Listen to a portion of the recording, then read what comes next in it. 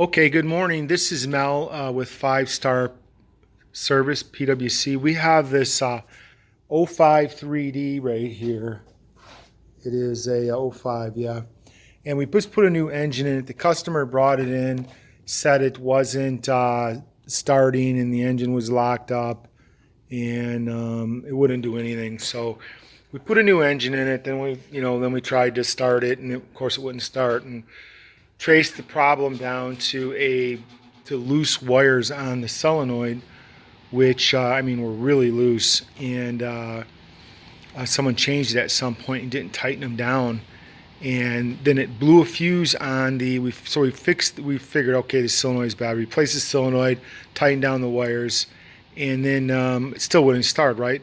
So then we tested the power coming into the solenoid, which is under here, down underneath of here, the little clip. You put 24, or you put a voltage tester onto those two wires there, and hit the key, and nothing. So then we decided that it must have been a fuse, which it was, which was in here. We found a little 3 ampere blown, put that in.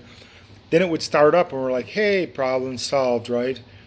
But only one cylinder, the mag end, was warming up when it was running, and it was running a little bit rough, and the back cylinder was staying cold. So it was also giving us a blinking light on the dashboard here, up on here, blinking yellow light, which signals maintenance.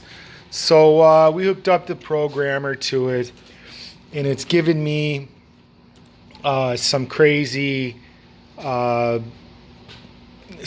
programming things, fault codes that won't clear. I can't get them to clear. And so I think the thing is stuck in limp mode.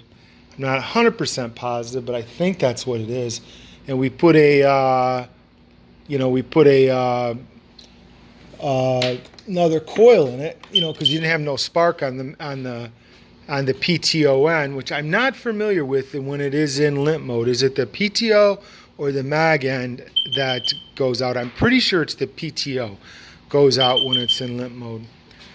But anyways, so we got the programmer hooked up here. Hit that button. Anyway, so we got the programmer hooked up here, and we're gonna check the fault codes. And there's a whole line of them there. And then if I clear them, I'll go over here and I'll hit clear fault codes. And it'll tell me it's clearing them, and then it refreshes them, and these 4 come back. Okay, these 4 come back. Let's take a look at them. So this P1678 says spare output shorted. Okay, on SDI models, you can ignore this fault. It will always be active. Okay, SDI models, I believe they mean Seadoo DI models, but spare output shorted. Okay, that I think is in the fuse box. I'm not sure. This one is SVS lamp signal error, or pipe preheat lamp, or battery lamp output fault. Open circuit shorted to ground, shorted to battery. I have no idea what that one is. I've looked it up, can't find anything on it. Lamp signal error. Here's the next one down, which is the P1647, which is the SVS lamp signal error, or engine temperature lamp, open circuit shorted to ground. So I'm kind of getting a theme here, is we got something shorted to ground. And then this is the other one is the DES lamp output. Okay. Now I imagine that has to do with the key, but the lamp output, I don't know if that's a light on the gauge lights up and stuff, and then it goes out. But I'm sorry about the incessant beep there, but you can't get it to stop. You need to have the stupid key in it in order to read the motor. So it's only got 75 hours on this machine.